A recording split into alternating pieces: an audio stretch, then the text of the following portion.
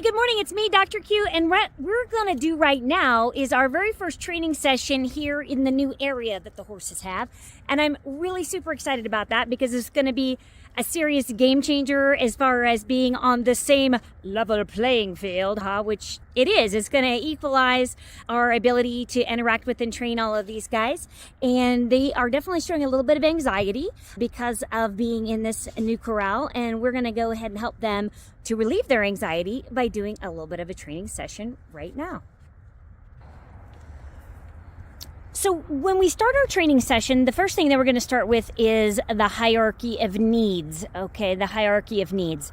And so those are just your basic things like, do they have food, water, companionship? Are they being stressed out by flies or wind or something loud or distracting? And so we've addressed all of these things for them. They have free choice hay in the barn. They have water. Flies are not too bad. Shouldn't be too much out here to cause them to be distracted from us, which is really great. And look at how engaged they are. They really want to do something. Maybe not the black mare back there, right? But the chestnut here, the bay mare here, the bay gelding here, these three absolutely are asking for some attention. And Donkey's at least looking our way. He is, and she's looking our way too, actually. Yeah. And she's making her way over here. So let's start by checking in and just taking a walk.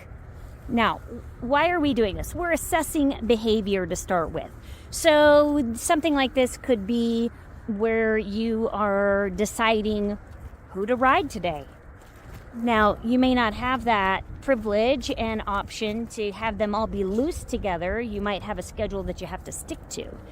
But we're going to just pause right here where I can give you a little bit of a bigger view of what's happening, and we'll see what happened. So we walked a little bit. Who is still engaged? That horse over there, the chestnut with the blaze, Oliver, has lost interest.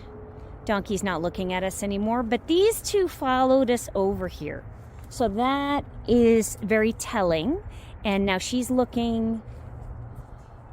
He's thinking about coming. But let's continue walking and continue observing and checking in with everybody's behavior today. Because truly, from a positive reinforcement standpoint, we only want to work with the horse that wants to work with us, that they have a choice in the matter. We don't want to make a plan that says, oh, today the first thing I'm going to do is ride this horse or that horse. Now, that could be the case if you have a show coming up or something like that. Look again. We have these two showing the most interest. So if we were going to actually get halters and lead ropes on and handle these horses, we'd probably start with those two. Now, this one has come over now, the black mare Rowan, and I saw a little bit of licking and chewing there. I don't know if you noticed that. She's running Caesar off. She's saying, no, if anybody's going to get attention around here, it's going to be me, not you. Now, that's important to take into consideration, right? Because horses are going to always be horses first. So you have to take that into consideration. This means that if I go to the gate to try to get the little bay horses out of there, the one big bay and the littler bay, I'm probably going to have problems with this mare here, who is already very clearly with her body language communicating that maybe I didn't want to ride at first, but now I have decided that I will be the dominant one if anybody is going to get handled by people today. Yeah. And so that's really important for us to pay attention to that and heed that, because once the other two are out of this corral, it's not going to matter so much because she can't have influence over them. Right. But as long as she can have influence over them, like she's doing right now, then it's going to be a problem for us to handle those two. So these are things that you need to consider when you're handling animals in a group, or say somebody says, go halter that bay mare because she's got a little blood on her face and she needs to be haltered and brought into the barn. So if there's a very serious problem happening and it's a safety issue, then I would say just get in there, get that halter on her, elbow anybody out of the way that you need to get through the gate and get it done. But if we are focusing on training and we think it's not so much a safety issue that we have to deal with it right at this second, now we can actually take our time and go back to taking some deep breaths and observing what's happening. So again, these two are standing in front of us. So now that's like the third time these two have made it fairly clear that they want to be close to us by their physical presence, right? So you don't have to wonder anymore about horses and if they want to be with you or not, or if you're doing the right thing by them or not, because if they want to be with you, they will be.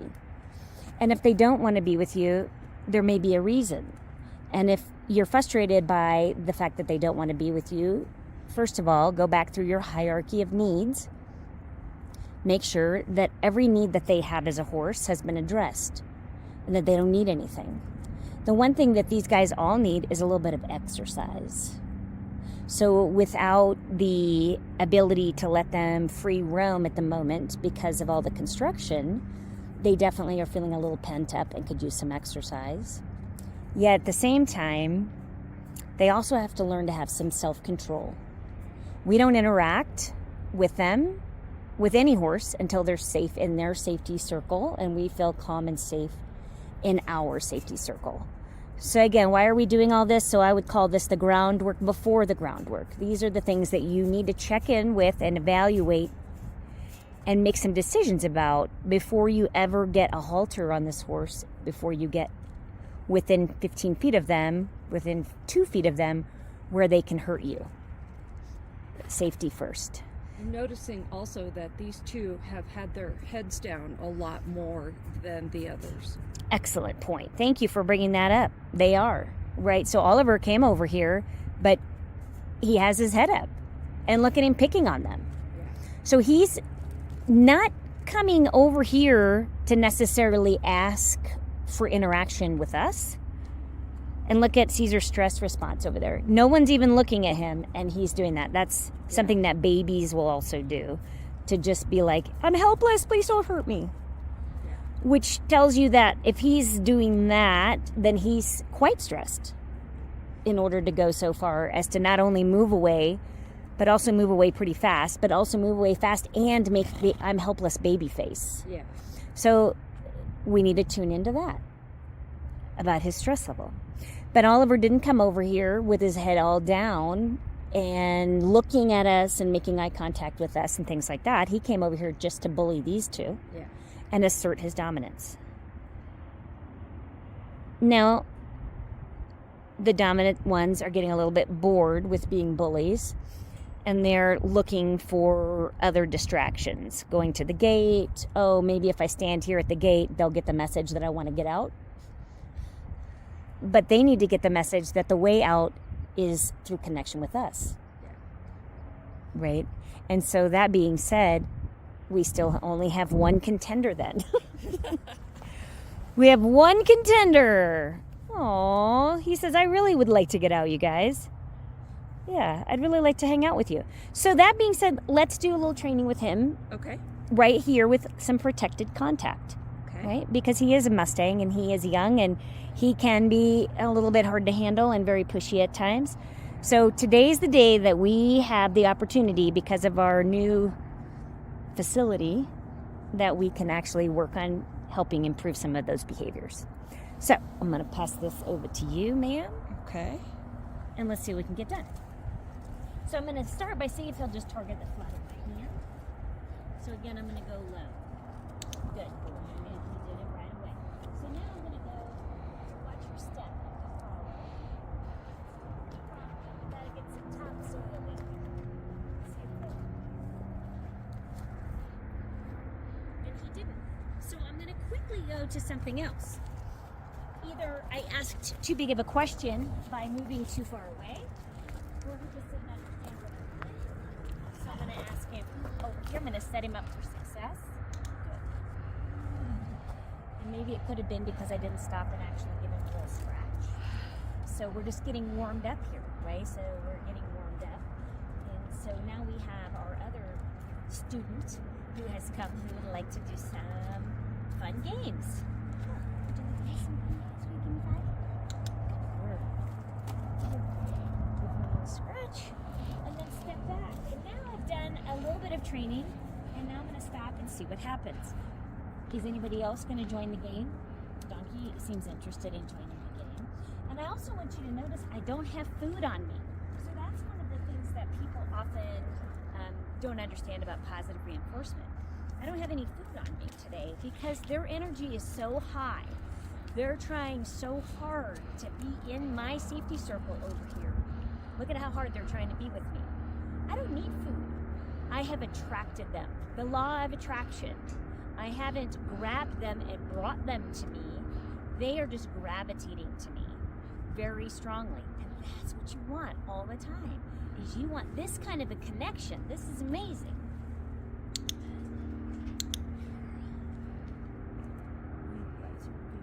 That's what you want. Now let's see if I can continue to attract them around a little bit further.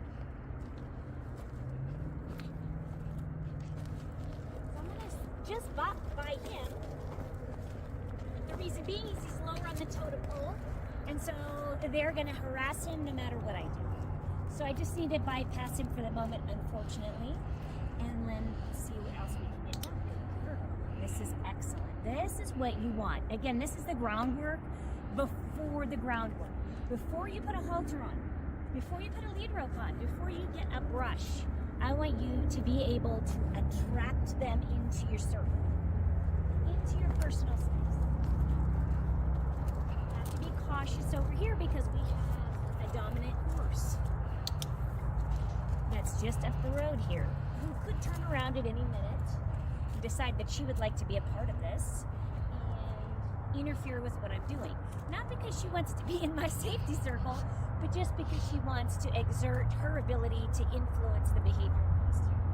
That looks like a danger zone down there to me, and if you notice, her stress levels are higher. Here she comes.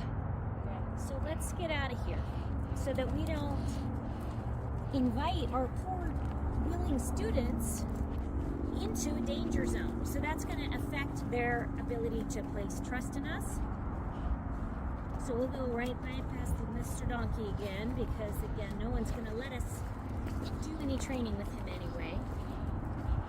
Let's lead her away. Look at her. What a darling. What a darling. Oh, that is such a sweet girl. Good girl, Blaze. So now, after about 10 minutes of this, I feel really comfortable with, if we were going to do a training session and we were deciding who would get that training session today, definitely would be this mare. She's definitely asking. She's consistently asking kindly. She's consistently showing really open and loving and head-low body language. She would really like to have some interaction, and that's what you want all the time. It's Good so girl, Blazy. This is what you want. You want a horse that wants to be with you, that wants to have a relationship with you, that wants to learn, that wants to have new adventures.